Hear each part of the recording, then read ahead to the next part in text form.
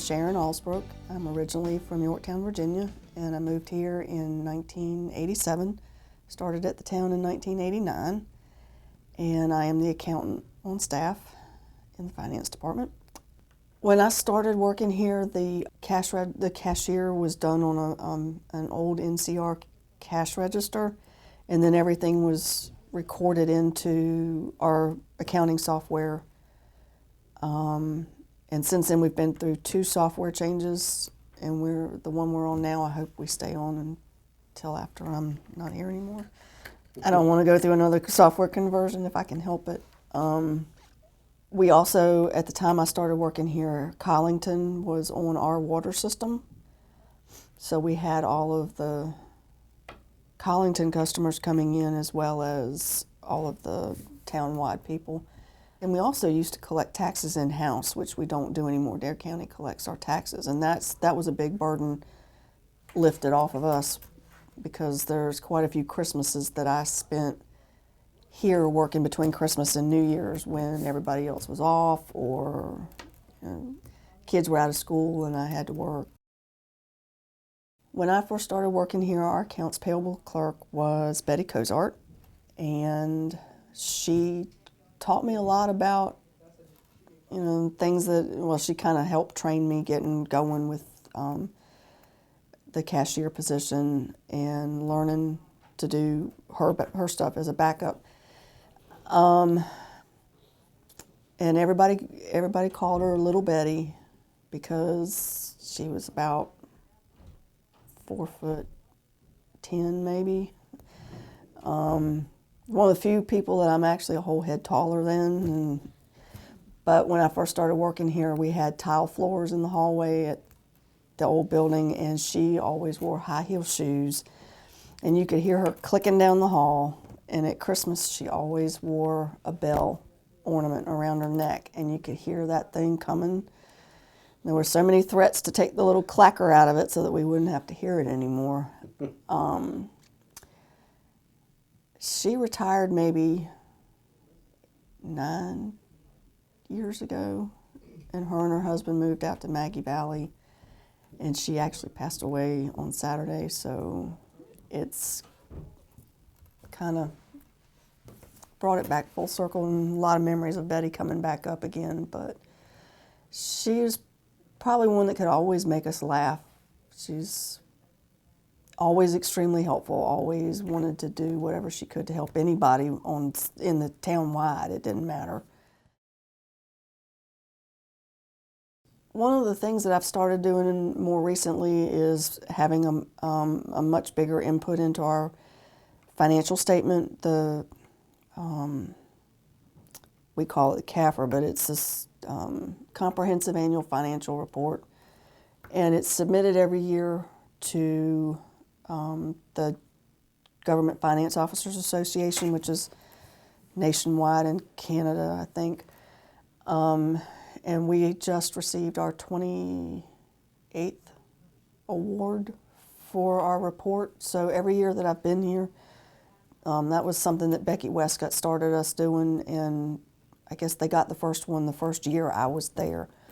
But over the years, I've progressively worked on it more and more to where I'm doing a big chunk of it now. And it's fun for me to see the numbers come together and to see it get into the form it needs to be. And a lot of times it's kind of a jigsaw puzzle to, what the bottom line's got to be and you got to figure it out. But that's an accountant thing, I guess. Most people wouldn't find that. They'll look at it and go, yeah, right, no. But to win that award, it's impressive that we've been able to keep it going for so long, to get it every year.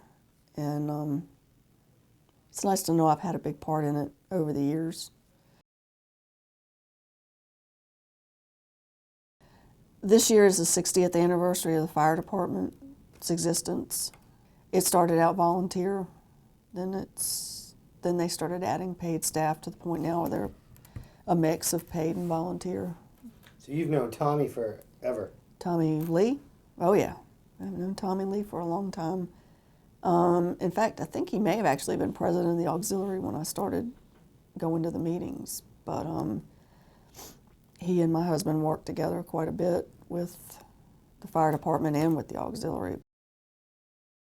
It was a good experience, and it was a good experience to be able to have the kids around and coming up through it, because they learned at an early age to give back and how important it was to give back. And the auxiliary would adopt a family at Christmas for a while, and they got to see kids who had nothing or really didn't have much chance of having anything for Christmas get to go shopping with them to pick out things for their family.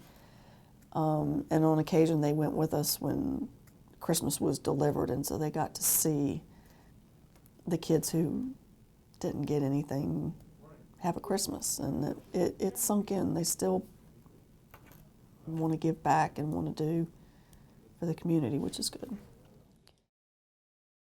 Yeah, it has. It's been a good experience for them, and it's been a good experience for me. I've enjoyed working here. It's there's never a dull moment here. Never a dull moment. And if you think there's going to be one, brace yourself, because you're getting ready to get something else handed to you. But it's been interesting to watch the town change so much over the years, and then watch people come and go. And I hear a lot of people say that it's small and you can't, you run into everybody all the time. You can't hide down here. But there are people that live down here that I know that I never see. And we just don't cross paths, and this beach really isn't that big. But it's no different in running into people in a bigger city from that standpoint. But it does have a lot of small town feel, a lot of tight community when the chips are down. But definitely having the tourist industry here makes it a lot different than anywhere else. Because growing up in Yorktown, I had Williamsburg, Jamestown, Yorktown all right there.